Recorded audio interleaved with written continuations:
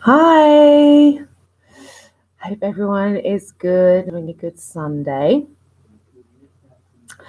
I tell you, I've been watching some funny shit today. I must apologise for my potty mouth, but that's just me. Gosh, so much happens in 24 hours these days, don't you think? Anyway, Oscars, yay! So excited. Going to be watching a bit. But mainly, there was a lot of, I did not realise, I find this shocking that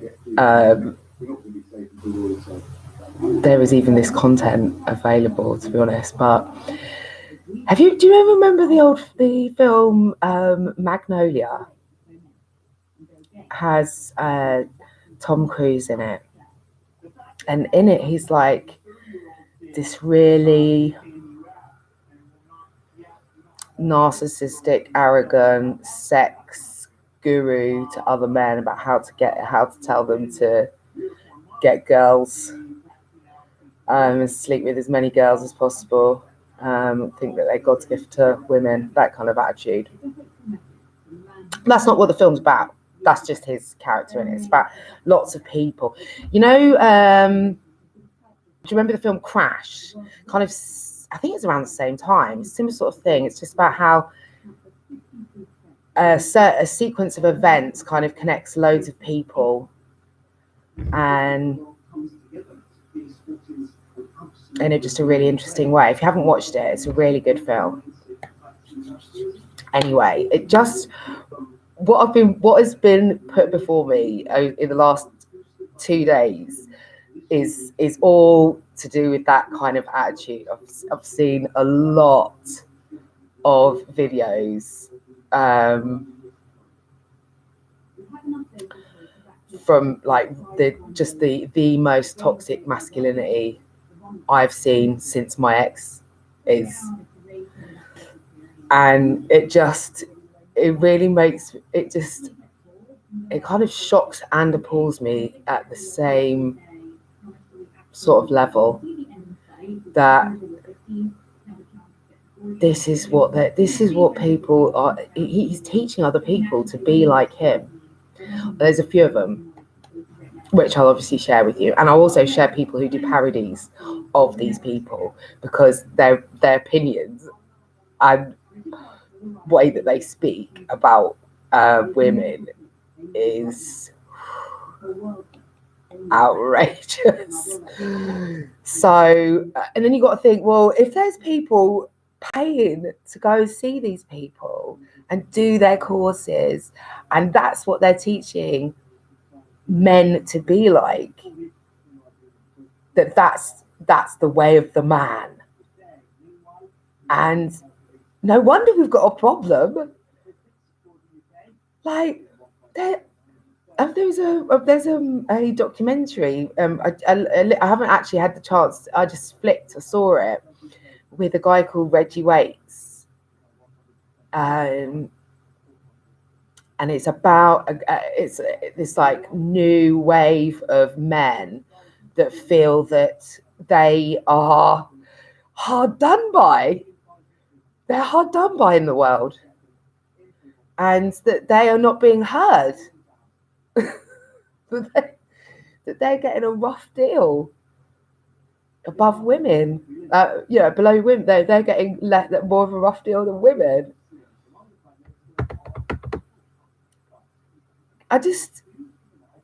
What is this?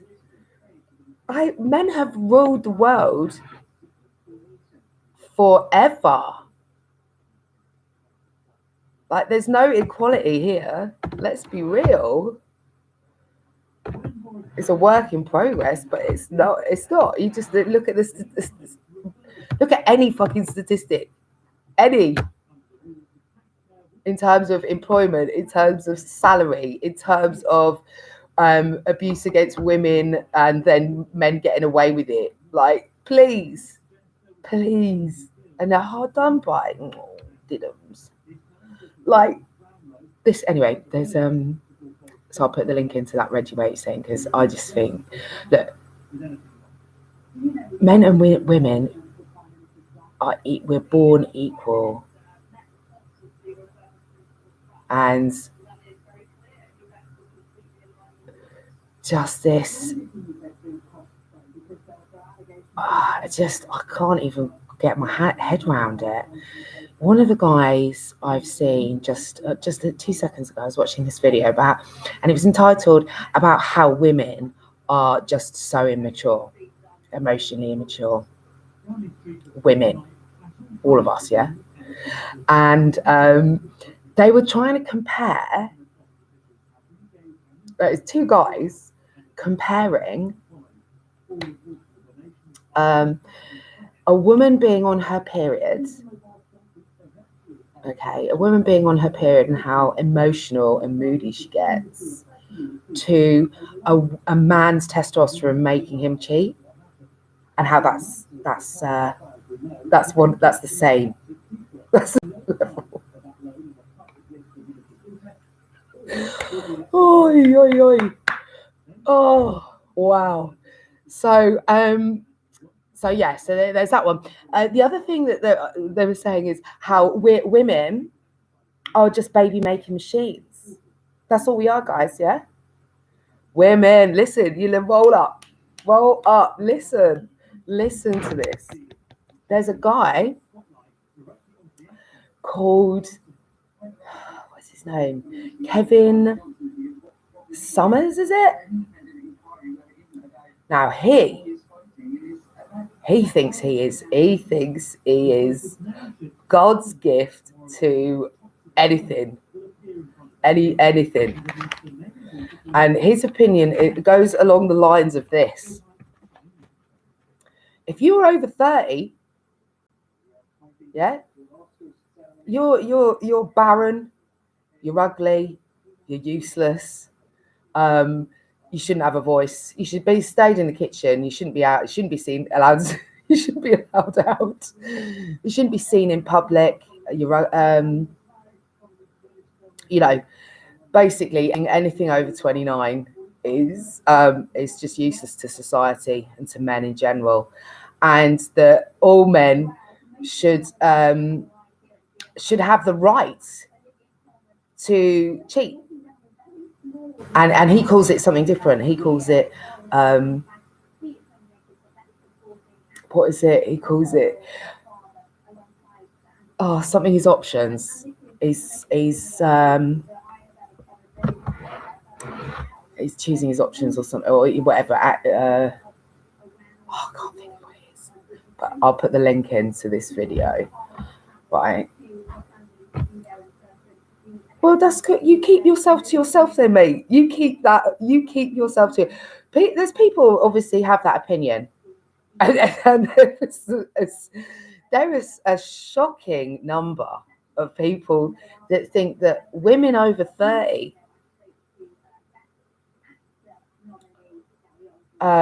just on that basis alone, just on the number. At no point do any of these men talk about love. They don't talk about substance. They don't talk about loyalty. They don't talk about dependability. They don't talk about the relationship. All he goes on about is how, and another favourite term they use, high value man. Oh, high value man. They're rating themselves, yeah, as high value men, and they're rating it on the basis of what they look, what they wear, how they smell, and what they earn a month. That's what makes them high value. Hate to bust your bubble, but that doesn't make you high value. Like women, I know women that have gotten with men for their money, and they are miserable as sin. They're miserable. All of them. They are truly, truly miserable. And the knock-on effect of those relationships is the man cheats, the woman is at home, she has kids, she's used to a certain lifestyle, she won't leave him because she's used to that lifestyle, and she doesn't think that she'll be able to survive on her own because he's broken her down emotionally to think that, she would never be able to live without him. And they're, ultimately, they're both alcoholics or taking prescription drugs. And this isn't just one. These are several people that I know that are in relationships where they got together solely because the person had money. Yeah, money doesn't buy happiness, and it certainly doesn't buy love. And if you're, if that's your bag, that's your bag. That's your bag. But that isn't everyone's bag. Because actually people, out of everyone that I've ever met in my life, probably 95% of people want the other things. They want someone who's intimate. They want someone who's loving. They want someone who's a good person. They want someone who's cares about their family and their community, who has purpose, who, all of those things: substance, dependability, loyalty, being kind, being happy together, just having fun. And that is about as polar opposite as what this shit that these lot are chatting. Like, the money is basically money and looks. Money and looks are all that matter, and they rate women. First of all, they rate themselves as high value men at the top. No matter what, they're up there. And us lowly women, us lowly women down here, forget about it. If you're over 30, that's it. You're scratched off the list. You're barren, mate. You're barren. You're barren and ugly. Let's not forget that one. Barren and ugly and useless. Keep yourself indoors, yeah? Keep yourself indoors. And and then they have a rating system, and they're like, well, if you don't look, but it's purely based on looks. So if you don't look a certain way, you don't get a look at, they don't even consider you. They're literally, they think that because they earn so much, this amount of money or whatever it is. I think he's saying something like 10 grand a month above makes you a high value man, and therefore you have the right, essentially, to treat women like shit, evidently. And they're going, if you're anything below an 8, because that's how they talk. They talk in ratings. Yeah. If you're anything below an 8, they won't even bother. But that's all they're looking at. They just want a trophy. They just want someone to walk on their arm, like with them on their arm. But they also want to. They know that they're going to be. It's like they don't want anyone who chats back. They just want someone who looks good on their arm, and then they can cheat on them as well while they're at it.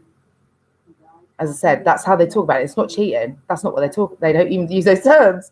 They talk about it like I'm just choosing my options or whatever. And then let's not forget the other guy. We're just baby making machines. That's all we are. Stay indoors. Stay indoors. And you think this is a kind of attitude that has just been around for a long time. It's so dead. So dead. Like, please.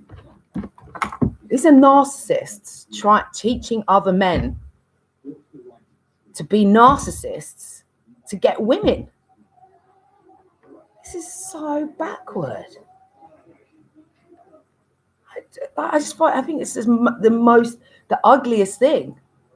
And he's even doing there's a massive difference between being confident and being arrogant. Being confident is attractive. Being arrogant is not. It's really not. So I'm going to put some links into this because it's important. We shouldn't be having men being taught how to be like that, to treat women like that. What? Anyway, I was going to read you this thing because this is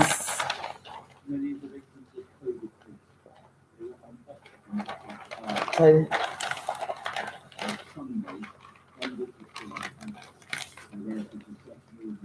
The world is a business.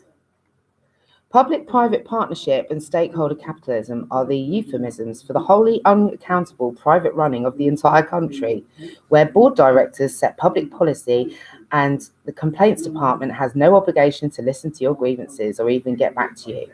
Imagine a not-so-distant future where your transport, refuse collection and police force are run by Serco, for example, who are under no obligation to treat you fairly or humanely in any situation. If you choose to use their services, and there probably won't be any alternative, you consent to their terms and conditions. They really won't work for you, but the shareholders. The world has become a corporation under the hidden guidance of the big clubs, central bankers and giant corporations, the military-industrial complex even more established today than when Ned Beatty boomed it across the boardrooms at Peter Finch in 1976 Film Network. And now there is little anyone can do about it. Maybe you can complain to their company officials, go to the company press outlets, organise a protest to declare you don't like the company's policies. Even today, while we still have a thin veneer of supposed accountable government, politicians are passing acts that severely restrict and penalise any form of protest attempting to nullify the Bill of Rights of 1689, which will lead to many false arrests and which the courts will probably strike down, already have in the case of Reclaim the Streets versus Metropolitan Police Judicial Review, and that's from the 12th of March this year. Of course, you are under no obligation to use the company's services, as has been said in a debate over big tech censorship many times recently.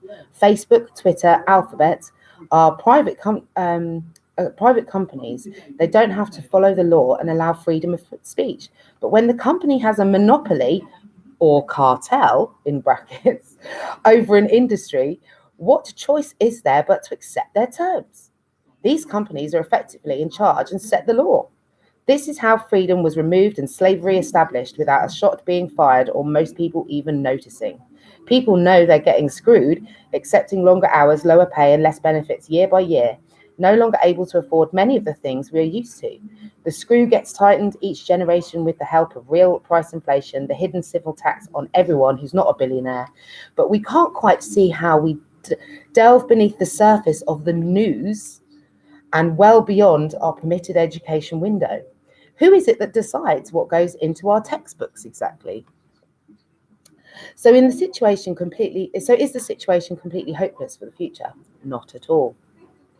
We simply need to choose an alternative to working for and spending our earnings with this corporation. We all have a choice right now. They can't force us to use it, but their aim is to give us no choice. So Amazon will be the only online shop in the end, like all those dystopian sci-fi films portrayed. One monolithic beast delivering your every need as long as you stay solvent and compliant to their rules. That choice, though, is very quickly disappearing. It's a garden that needs tendering or it will die. What is the alternative? Remember when people used to produce items and food and trade with each other directly? The most radical breakthrough solution for preservation of personal freedom could well be the simplest, just going back to basics and cutting out the middleman. Public local economies which are free of evil, psychopathic parasites, keeping the people down, and poor by controlling the fiat currency system and establishing cartels over all resources and services. Some may say it has been this way, it has always been this way, that nothing ever changes and that rulers will always rule. But at least in the past, people didn't actually go out and vote for their oppressive tyrants. There are lots of local groups springing up in this aim. Crops Not Shops is one such movement. Pharmacy Co-op have featured in the Light paper. And of course, the Freedom Network.co.uk is a great springboard for connecting to other local dissidents where the rights of the individual are paramount. Yeah. Woo. So that's an interesting story. This one's even better. The COVID-19 84 Act. All the focus is put on the Coronavirus Act 2020. But in many ways, this is to distract us from how they are really making these laws that are dictating every aspect of our lives. We are led to believe that it's the Coronavirus Act that is the cause of all of these laws creating all this misery in our lives. And it is this that the MPs vote on every 6 months. However, all these laws just sail through Parliament without debate or scrutiny, totally independent of the Coronavirus Act, and are just rubber stamped. It also gives the illusion of these laws being legitimate, as people are deceived into thinking they are being made in the normal parliamentary way. So how is this possible? The answer to this is a little known fact that this government of occupation is abusing the law and using an act from 1984 as an enabling act to control and ruin every aspect of our lives. An enabling act is what Hitler used in 1933 to take ultimate control of Germany and the German people. In fact, he needed two to reach his aim, but Johnson Hancock and their cronies are achieving everything they want with just one. Whilst the Coronavirus Act in 2020 is important to the government for aspects of manipulation and control, and also a smoke screen, the real power lies in the use of the Public Health Act 1984. Using Section 45 of this Act, which conveniently was rewritten in 2008 before the so-called swine flu to facilitate unlimited government powers, Hancock, any other minister can literally immediately make any law that they like without public debate or parliamentary scrutiny. This is done by claiming it is in response to a serious and imminent threat to health. It is also fraudulent to keep passing continual legislation on this basis when it is clearly a lie. Another big deception is the pretense that there is a state of emergency in the UK when there is not. If the government declared an official state of emergency, as they should have done, this would have triggered Civil Contingencies Act 2004, which would have 1, protected and respected our human rights, 2, made Parliament, not individual ministers, responsible for any laws, 3, they would be made under full parliamentary and public scrutiny, 4, they would be limited by law to 30 days and would have to be reviewed by Parliament before any renewal, 5, they would have to be proportional to any risk. 6, furthermore, under this act, legislation is supposed to be avoided and only used as a last resort. So business closures, lockdowns, mask wearing, travel bans, quarantines, the severe restriction of our rights, and the ruin of our economy would never have happened. Another thing about the Civil Contingencies Act is that previous governments have spent the last 16 years claiming they were planning to use it prior to 2020, and it appears in all numerous government pandemic planning reports, but then they completely ignore it when an actual event occurs, as it does not suit the agenda. The CCA also acts in a bottom-up instead of top-down way of resolving an emergency, and as a whole local resilience network and local scientific advisory groups that would have been mobilized in the event of it being used. So just going by this alone, if this pandemic was not a criminal event greater power grab by ruling billionaire class, why would you not use the CCA 2004 that was set up to protect us and our rights in an emergency, unless your real aim is to actually remove the removal of those rights towards the end of totalitarianism, end goal of totalitarianism. It is the so-called laws, at last count totaling well over 320, made under this 1984 Act that we are currently challenging with our 2 cases against the government. It is important, it's more important than ever that people get to know about our legal action. And that's Crowd Justice. I'll put the link in. Wow.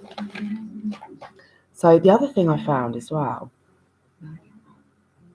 I've got some other interesting links to some other news channels, and of these two guys called Abba and Preach, who are just my new favorite people, and they have got a link to, they do a video on a video, which is mainstream media in the States moaning about how YouTubers have got too much influence, right? So I can't remember which channel it was, but one of the most, they're moaning about YouTubers and social, Facebook, just social media influencers in general having too much influence, and that they're obviously drawing people away from the mainstream media because they're liars and they can't be trusted. And so people are going to normal people to get, news. And but then obviously they don't like it, do they? Because, they don't get to spin their propaganda. So now moaning about it, saying that something has to be done. Something has to be done to control people even more, to make them watch their shit, and to deplatform influencers that have too much influence. I mean, cray. We're living in a nut house. And so I'm going to put the link into that because that's really interesting. There's also this other guy that I found, and he was, so we've mentioned, not for a while, but I've mentioned before about this thing about blood in the sense, this adrenochrome thing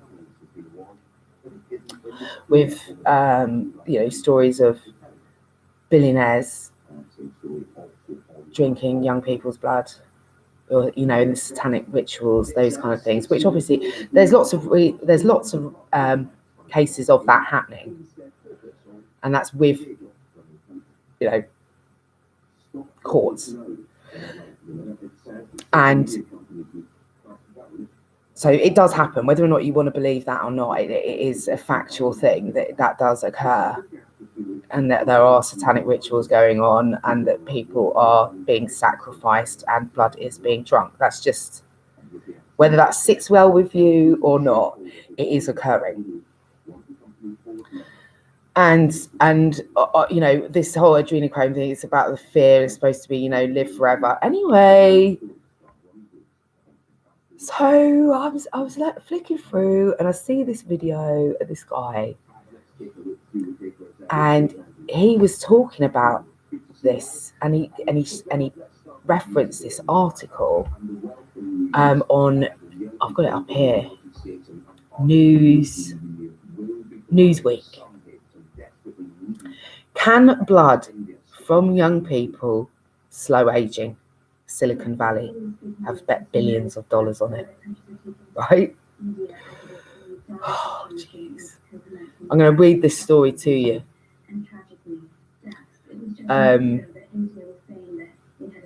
Hold on, let me see if I can get it on my phone, because otherwise it's a bit weird. Right. Oi. They're getting brazen now. They're just coming out with it. They're like, yeah, we're just gonna wait till you hear the story. Honestly, what is it? Young can blood, slow aging. This is from this year. This is from this month, actually. This is from this month. The Spanish firm Grifols helped set off a kerfuffle last year when, along with other firms, offered nearly double the going price for blood donations for a COVID-19 treatment trial. Brigham Young University in Idaho had to threaten some enterprising students with suspension to keep them from intentionally trying to contract COVID-19. The trial failed, however, and now the Barcelona-based firm is hoping to extract something far more valuable from the plasma of these young volunteers, a set of microscopic molecules that can reverse the process of aging itself. Now, before I continue, it's important to know that if we looked after ourselves and ate what we should, and made sure that we had the right balance of minerals and vitamins and collagen, and growth hormone, which you can kickstart yourself naturally, you can indeed not age. That aging is directly related to not the number of your age, but actually how well you treat your body. It just is. So if you look after your skin, if you eat well, if you exercise, if you have the right balance of vitamins, minerals, collagen is the most, collagen powder, all of that kind of stuff. If you look it up, you can do it yourself, and you can keep yourself youthful looking for a long time. And there's loads of people that are doing it naturally without any form of cosmetic enhancement or chemical or what. Yeah. There are 80, 90-year-old models. Let's not forget. There's 80, 90-year-old bodybuilders. So, but money talks. Money. So they don't want to do it the natural way. So what they want to do now is this. Earlier this year, Grifols closed a $146 million deal to buy Alkahest, a company founded in Stanford University. Neuroscientist Tony Wyss-Coray, who along with Saul Villeda, revealed in scientific papers published back in 2011 that the blood of young mice had seemingly miraculous restorative effects on the brains of elderly mice. The discovery adds to a hot area of inquiry called geroscience that seeks to understand molecular and cellular mechanisms that make aging a major risk factor and driver of common chronic conditions and diseases of older adulthood. Yeah. In the last 6 years, Alkahest has identified more than 8,000 proteins in the blood that show potential promise as therapies. Its efforts and those of Grifols have resulted in at least 6 phase 2 trials completed or underway to treat a wide range of age-related diseases, including Alzheimer's and Parkinson's. Now, again, I've got, I've shared this before, but there is research into both Alzheimer's and Parkinson's, and again, if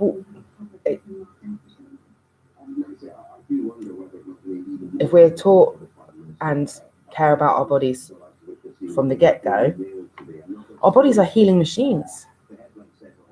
They always have been. We just have forgotten, and we just don't treat them very well. And prevention is better than a cure. And there's loads of things. There's loads of, if we're in toxic environments, we've got toxic shit in our homes, we've got putting toxic stuff into our bodies. They're using pesticides. Let me go back to Roundup. It's carcinogenic, cancer-causing, putting that on the land, killing all the land, and then that's going in the food. That food is we're eating. So we're just poisoning ourselves from every kind of fucking angle, unless we're conscious of what we're putting in our bodies. And that all of those things added up together will indeed impact these diseases. But actually, if you look after yourself, then you won't get them. Right? And there's even with Parkinson's, there's even Michael Joseph Fox has done his own study going on about how a keto diet has massive dramatic improvements for Parkinson's. So Alkahest and a growing number of other geroscience health startups signal a change in thinking about some of the most interactable diseases facing humankind, rather than focusing solely on the etiology of individual diseases like heart disease, cancer, Alzheimer's, arthritis. Geroscientists are trying to understand how these diseases relate to a single large risk factor of all human aging. Another point, why do we want to live longer? Why? Because they're not actually talking about the disease. So they're saying here the most important thing, not the diseases, is aging. Why are we so bothered? Why do we want to live forever?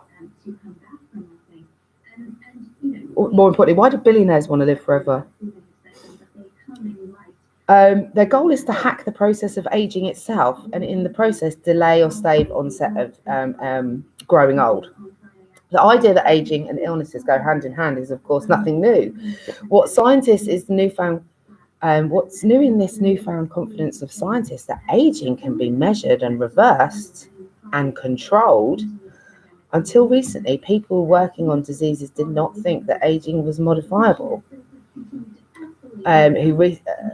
Says Felipe Sierra, who recently retired as a director of the Division of Aging Biology at the National Institute of Aging. That is actually what many medical books say. The main risk factor for cardiovascular disease is aging. But we cannot change aging, so let's talk about cholesterol and obesity. For Alzheimer's, aging is the main risk factor, but let's talk about the build-up in the brain. Proteins. I want to get down to the juicy bit. The result is the flood of investment into. There's a flood of investment money into this aging research, into precisely what goes wrong in our bodies as we get old. In the months before the pandemic, investors ponied up billions of dollars to fund biotech firms aimed at commercializing the new science. It's interesting, just before the pandemic, isn't it? Some biotech firms are developing drugs and infusions designed to clean up zombie-like cells and metabolic junk that accumulate with age. Wow. Others hope to infuse new vigor into flagging cellular components such as stem cells, or spur the body into beneficial actions by adding obscure hormones or proteins that decrease as we get older. The NIA, under the director Richard Hodes, recently announced plans to spend $100 million over the next 5 years on this research. You have no idea how many people are interested in investing in this money in longevity, said Nur Barzilia, the founding director of Institute of Aging Research at Albert Einstein College of Medicine, and the founder of the company aimed at mitochondrial health. There are billions and billions of dollars being put into this.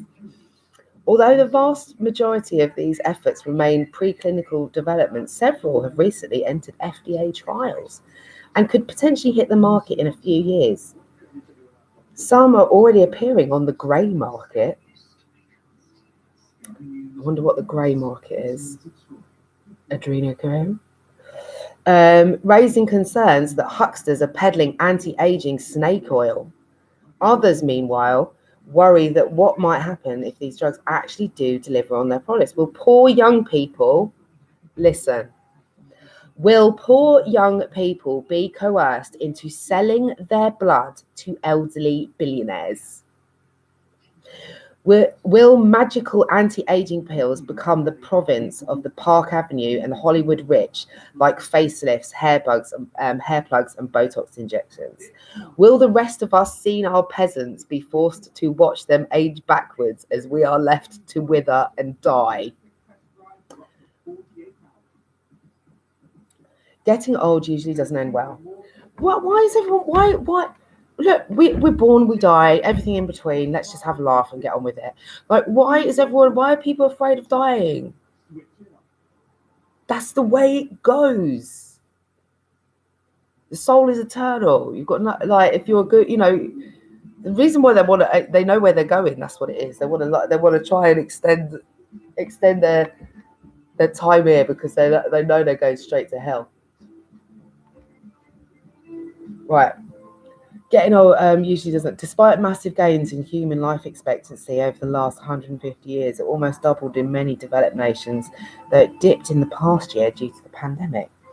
We still haven't found a way to halt the relentless toll of time takes on our bodies. It's just crazy talk.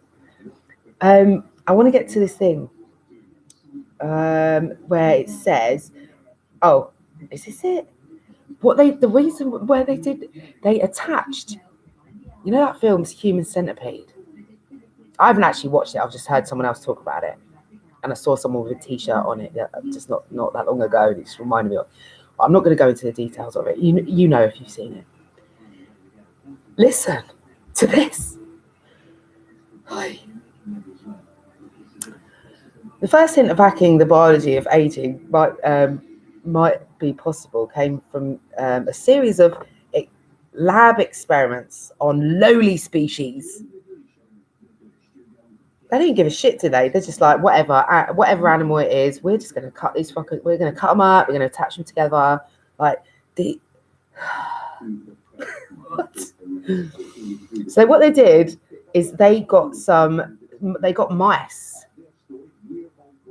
and they attached an old mice. They sewed an old mice to a young mice, their circulatory systems, and then they detached them. And the old mouse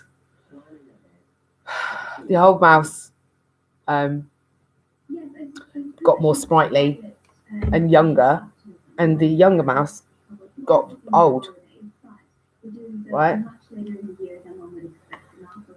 So you see, can you just see, listen to it, it's just nuts. This shit goes down. So what I want to find this thing here is that this is quite a long article, so I'm not going to read it all, but it talks about later on how they put it out that they were doing this research, and they were contacted by someone who claimed that they had a never-ending source of children's blood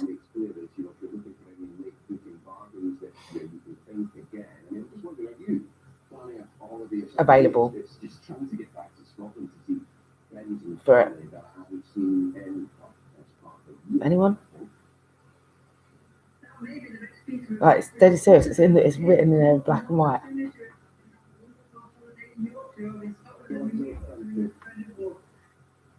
It's already happening.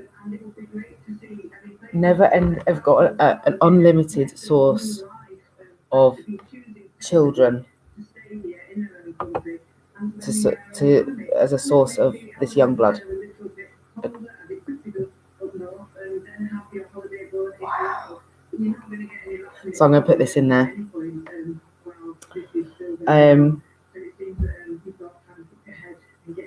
But I mean, there's these people out here now. This is just it's getting crazy.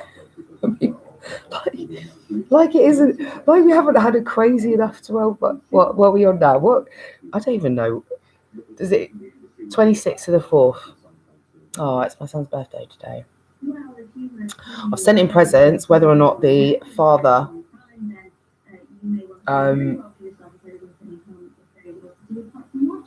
gives them to him, I don't know, because he's blocked me, so I'm taking him to court. What a joke. So that's what's on the cards for me today. But I hope everyone is okay. So it's really important right now, I think.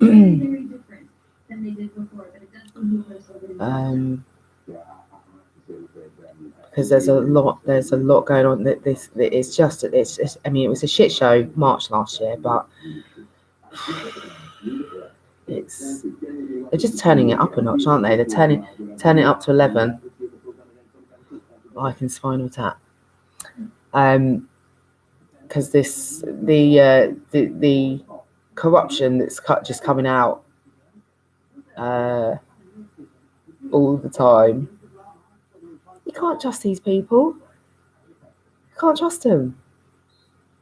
How it's like we've got the elections coming up. People in the United Kingdom, wherever you are, don't matter if you don't just get up and vote. You've got to vote and vote for somebody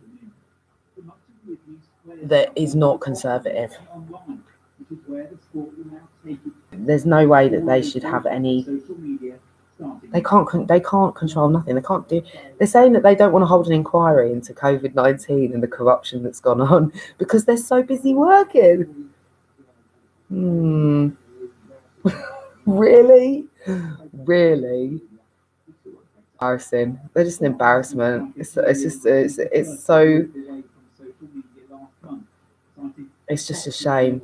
I don't want to be associated with them and as the leaders of this country because they're just not doing a good job of representing anything good. And it's, this our thoughts go to what's going on in India. And they're trying to use that as kind of some kind of, distraction to cover up the ongoing corruption stories that just keep coming out. Like, oh yeah, hopefully if we talk loudly enough about this, they won't really pay any attention to the fact that they're all corrupt as fuck. Dominic Cummings, he needs to come out, man. He's brought out all of these WhatsApp chats. Big up. All of these WhatsApp chats, which basically uncovers, all of these corrupt deals and things. And rather than be worried about the content of the WhatsApps, they're trying to slate Dominic Cummings for coming out with it. It's like, no. You're not gonna. We're not buying that distraction technique no more. Yeah. What? Let's see all of these. Let's see all the WhatsApp chats. Let's see them. Yeah. Big up Dominic Cummings for having the bravery to share it. Just come out with it. I love it. So anyway, enough of that rant over for today. Love you guys. Do look at the links I put in. There are some pretty juicy ones today. Pretty juicy. So I will love you and leave you. Virtual hugs. Thinking of you. I think after all of this, the only place to go is going to be South America or Africa. Maybe half and half, like 6 months. Because everywhere else is. I'm not going to leave out Russia because I like Russia as well.